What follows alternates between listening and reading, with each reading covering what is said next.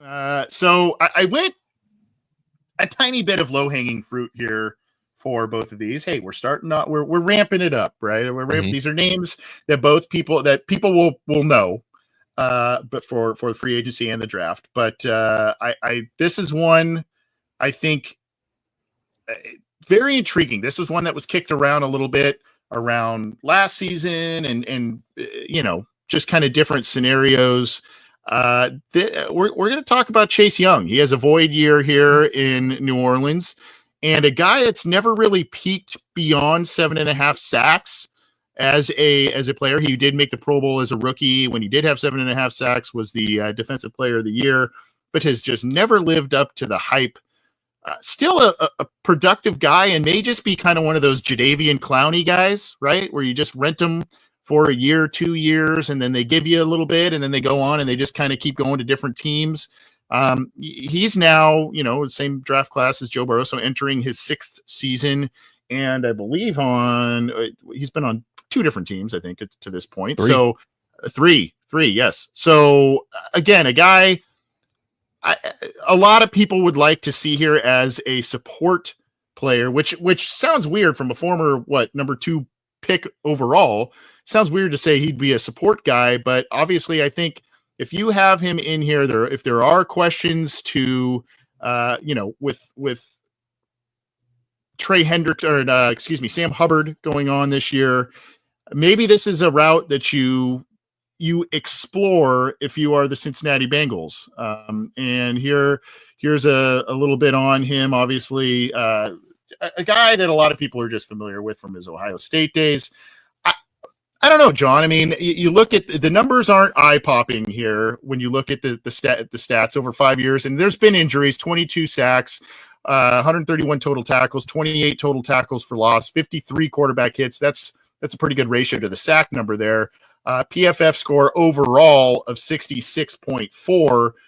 So nothing outstanding, but a guy I think could be a steady veteran presence. You're looking for somebody to come in there and give you some form of an ancillary pass rush. If you are able to get some sort of bargain bin deal for a guy like this on your line, where you have questions about Sam Hubbard, God love him. We love him on this show. He's been great to us, but getting towards the tail end of his career, he's had a lot of injuries himself. When is Joseph Osai going to ever, if ever, hit his potential? And others on this roster, I mean, I don't know, man. I kind of feel like this could be, if the value is there for the Bengals in a team-friendly deal, I know it's low-hanging fruit, but this could be a guy they could explore maybe on a shorter-term deal just to see what they can get out of him for a year. It is fascinating that he's played a ton of football, over 3,000 career snaps, and he's not even 26 yet. He's going to be 26 in April, but he was really young coming into the NFL. And, he was very clearly like a slam dunk top 5 pick coming out of Ohio State. They had a reputation with Joey Bosa and other guys along the defensive line. So it made a lot of sense for where that pedigree came from. And it was really just injuries, I think, that really deterred his career and kind of made it not so impressive when he started off with Washington. Then he got traded to the 49ers in the middle of the 2023 season, but then he signed a 1-year prove-it deal last year. And I think what he did with the Saints this past season, and there's an interesting connection that I'll get to in a minute, I think that's what is going to make him some money this time around, because it was like the first time in a couple of years where he was fully healthy. He wasn't a starter, I don't think, technically. I think he was listed as like a rotational guy still, but he played a ton of snaps, and he was a productive pass rusher. Brandon Thorne, who is one of the go-to trench film guys just anywhere, he had him, I think, in the top 15 in terms of like high-quality pass rush win rate, even higher than Trey Hendrickson in that regard. So he had a really underrated 2024 campaign, and had a great time too, because he's entering like a contract year for the first time. So how much he's projected to make, I think, is very interesting. PFF has him projected at $17.5 million a year, which is more than what the Bengals signed for Trey Hendrickson a few years ago. But obviously, if you counter it into inflation, it's still below like obviously that tier 1, maybe even tier 2 pass rusher. But that's the nature of the NFL, right? Like these are the guys that get paid more than pretty much anyone on the defensive side of the ball. And I think the fact that he's still young and he's coming off of a quality year, I think that's what's going to get him some type of a market like that.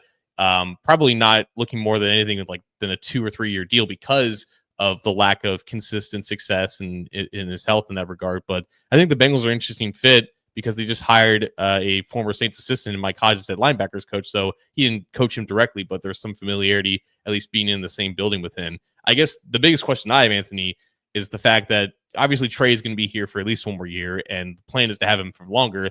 But Chase Young was mainly a right defensive end for the Saints this past year, and he hasn't really played left defensive end in a couple of years. And that was, I think, a concern that I think a lot of us had with Miles Murphy coming out of Clemson because he was mainly a right defensive end. So they have snaps to fill at the other side of the ball.